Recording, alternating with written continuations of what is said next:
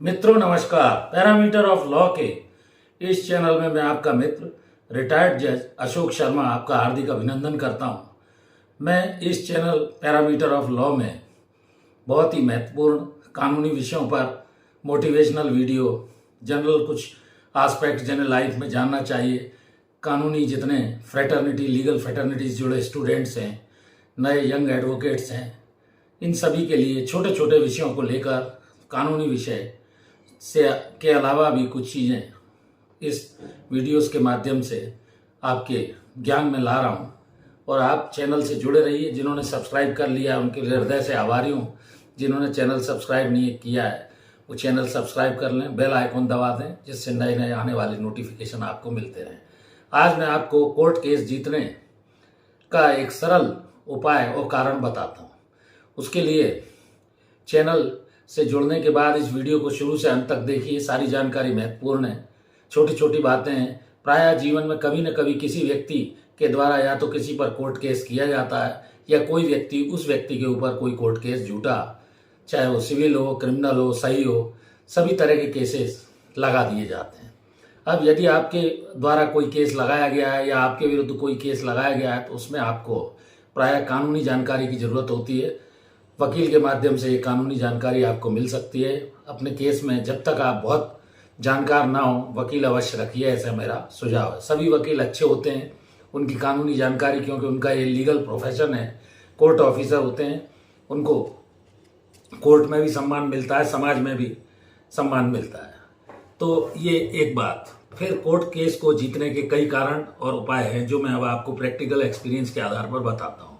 मैं अपनी लाइफ में वकील भी रहा, पब्लिक प्रोसिक्यूटर भी रहा हूँ, एपीपी रहा, उसके बाद में जज के रूप में रहा, फिर अपीलेट ट्रिब्यूनल में मैंने जज के रूप में काफ़ी सालों तक काम किया, लगभग 15 साढ़े 15 वर्ष तक। तो मैं ये चीज़ बताता हूँ। केस जीतने के और हारने के कई कारण हो सकते हैं। जीतने में क्या क्या चीज़ों का आपको सावधानी रखनी है। एक तो जो भी कोई केस या कोर्ट केस चाहे आप करें या आपके ऊपर किसी ने लगाया है, वकील साहब को उसके सारे फैक्ट्स, सही कोई भी तथ्य को छुपाए नहीं। जैसे कहा जाता है कि दाई से पेट नहीं छुपाया जाता है, क्योंकि आपको अपने मामले के तथ्य, सारी स्थिति जो भी है वो वकील साहब के सामने रखें। चाहे वो जमीन संबंधी विवाद हो, चाहे प्रॉपर्टी संबंधी विवाद हो, चाहे मैट्रिमोनियल डिस्प्यूट हो, चाहे फैमिली कोर्ट से संबंधित हो, सिविल हो, क्रिमिनल हो, टैक्सेशन हो, और कोई चीज जो भी है तो वो डिस्कस करिए। विवाद है क्या, तारीख पेशी पे आवश्यक रूप से वकील साहब के पास जाइए। उनको महसूस होना चाहिए कि आप परेशानी में हैं और आप इसमें न्याय चाहते हैं।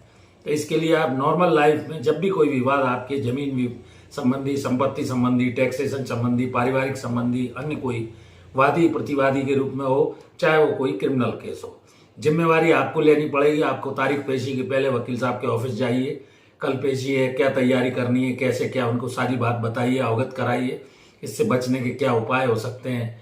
आप हर चीज को आप ज्यादा बेहतर समझते हैं। उदाहरण के तौर पर ए और बी के मध्य कोई प्रॉपर्टी का विवाद हुआ, बी ए ने दावा पेश किया, बी को न्यायालय द्वारा नोटिस भेजा गया, बी उपस्थित हुआ, अपने वकील के माध्यम से उपस्थित हुआ, उसने जवाब दिया, पूरी प्रोसीजर अपनाई जाएगी, मेरिट पर केस का निराकरण होगा, दावे जवाब दावे के आधार पर इश्यूज बनाए जाएंगे, वो कोर्ट बनाती है।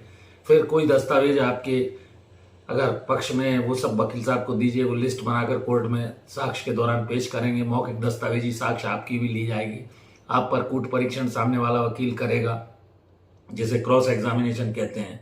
जब आपकी एविडेंस पूरी हो जाएगी जिस पर आप भरोसा करते हैं, क्योंकि कोई भी सिविल मामला वादी या प्लेंटिफ को आप न्यायालय में जिस पर भी वो विश्वास करता है वो सारी बातें साक्ष्य द्वारा सिद्ध करनी होती है। प्रतिवादी उस पर जिरह करता है। जब आपकी एविडेंस हो जाती है तो प्रतिवादी अपनी एविडेंस देगा बचाव में, फिर आपके वकील जो वादी के हैं वो उस पर जिरह करेंगे। तो केस फाइल वकील साहब के पास रहती है, समय समय पर आप मिलते रहें।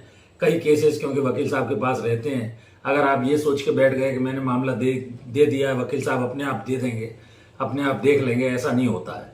विपक्षी पार्टी जो भी है वो भी अपने वकील के पास जाए। अगर आपके ऊपर किसी ने कोई मामला, डेट पे आपको एक्टिव रहना है, डेट के पहले जाना है, सारी बात वकील साहब को बतानी है। किसी भी प्रकार का विवाद हो, जैसा मैंने बताया, केस की आप अच्छे से स्टडी कीजिए, वकील साहब को बताइए, फिर वकील साहब उस पर क्या एक्शन लेते हैं वो ये उनका लुकआउट है। जो भी करें वकील साहब को आप निश्चित तौर पर पेशी के अनुसार कार्यवाही के लिए समय समय पर एक उत्प्रेरक या कैटलिस्ट के रूप में आप कार्य कर सकते हैं। कई बार ऐसा लगता है कि मैंने वकील साहब को सब बता दिया, वकील साहब केस में रुचि नहीं ले रहे हैं, वकील बदलने के लिए भी आप लोग प्रयास करते हैं। जल्दबाजी कतई मत कीजिए, अपनी जगह सही रहिए। बेहतर वकील का चुनाव शुरू में ही कर लीजिए कि कौन वकील आपके मामले में जो अच्छी जानकारी रखते हैं उनको एंगेज कीजिए। तो आप इन बातों का ध्यान रखकर कोर्ट में यदि वकील साहब उपस्थित होने की कहते हैं आपको या आपके गवाह को, पूरी तैयारी के साथ वकील साहब के ऑफिस पर पहले तैयारी कर लीजिए, तब जाइए, जिससे आपको सारी केस की स्टडी होने से बहुत सारी बातें कई बार जिरे में उल्टी सीधी लोग भूल जाते हैं जल्दबाजी में, और उसमें उसका घातक परिणाम उन्हें भुगतना पड़ता है। तो इन सब बातों को आप ध्यान रखकर कोर्ट जीतने में केस जीतने के लिए यदि आप पूरी तैयारी रखेंगे, विजिलेंट रहेंगे, जैसा कहा गया है कि जो जागता है वही पाता है, जो सोता है वो खोता है, तो इस सिद्धांत पर आप चलकर अगर आप अपना कोर्ट केस जीतना चाहते हैं तो नॉर्मल लाइफ में किसी भी तरह का कोई विवाद आता है, जीवन अस्तित्व में, जीवन में संघर्ष ही संघर्ष है। अगर आपको भगवान न करे आपको न्यायालय जाना पड़े, ऐसा मेरा मानना है, लेकिन जीवन में कभी न कभी किसी भी व्यक्ति को पुलिस थाने, कोर्ट कचहरी, हॉस्पिटल जाना ही पड़ता है। तो इन बातों को जानिए, अपने कोर्ट केस को पूरी तैयारी के साथ खुले मस्तिष्क से उस पर जिम्मेवारी लेकर तैयारी करके अपने वकील साहब को बताकर आप आसानी से अपना कोर्ट केस जीत सकते हैं। और अगर आप यही सोच के बैठ गए कि वकील साहब देख लेंगे, तो आपके जीतने की कोई संभावना उतनी नहीं रह जाती है। वीडियो कैसा लगा, मैं छोटी छोटी जानकारियां वीडियो के माध्यम से दे रहा हूं। चैनल से जुड़े रहिए, भरपूर स्नेह मिल रहा है, हृदय से आभारी हूं। इस वीडियो में यहीं तक। एक और अनुरोध, मेरी धर्मपत्नी श्रीमती अर्चना शर्मा का भी यूट्यूब पर एक चैनल अर्चनाज आरटी हब के नाम से, कृपया उस चैनल से भी जुड़िए। और स्नेह के लिए हृदय से आभारी हूँ। इस वीडियो में यहीं तक। धन्यवाद, नमस्कार।